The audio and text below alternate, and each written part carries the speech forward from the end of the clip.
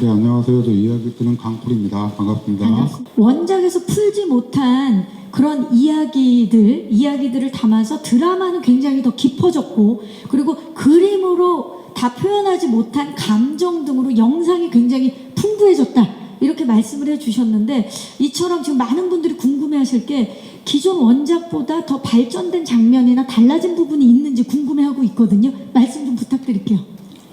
조명가게는 여기 보시듯이 이제 많은 인물들이 나오는데요.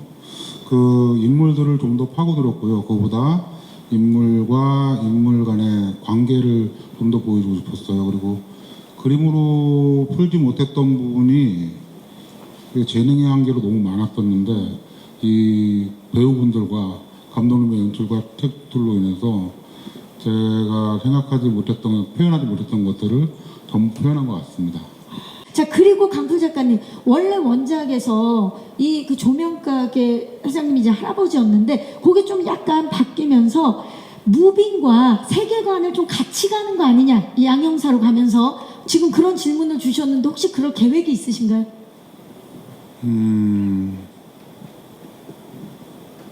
생각해 보겠습니다. 되게 참 오늘 기다리는 분들 되게 답답할 거예요. 앞에 배우들도 나와 있고 하는데 뭐 질문을 해도 대답을 할 수 없는 것들이 너무 많아요, 저희가. 그러니까 저희가 이제 공개 방식이 4화까지를 한꺼번에 푸는 것이 그렇기 때문에 그렇거든요. 그래서 저희 이제 배우분들도 이제 뭔가 대답을 시원하게 하고 싶고, 저도 마찬가지로 말씀을 드리고 싶은데 감상에 방해가 될까봐 말씀을 못 드리는 거니까 조금만 이해해 주시고 내일 많이 봐주세요. 네. 그렇죠. 아무래도 또 기자님께서는 그게 궁금하셨던 것 같아요. 무빙 역시 디즈니 플러스에서 정말 사랑받았던 네네. 시리즈고, 그리고 조명가게 역시 지금 디즈니 플러스를 통해서 이제 내일부터 선보이게 될 텐데, 그렇기 때문에 마침 또 같은 원작자이신 강풀 작가님이 이 세계관을 함께 가져갈 계획이 있으신 건 아닌가, 그런 좀 기대감과 궁금증? 저번에도 싱가포르에서 한번 이런 질문을 받았었는데, 네. 근데 그때 어떻게 대답을 드렸었냐면은, 조명가게 지금 치대 배경은 2018년이고요. 무빙도 2018년이었습니다. 이렇게까지만 말씀드리겠습니다. 좋습니다.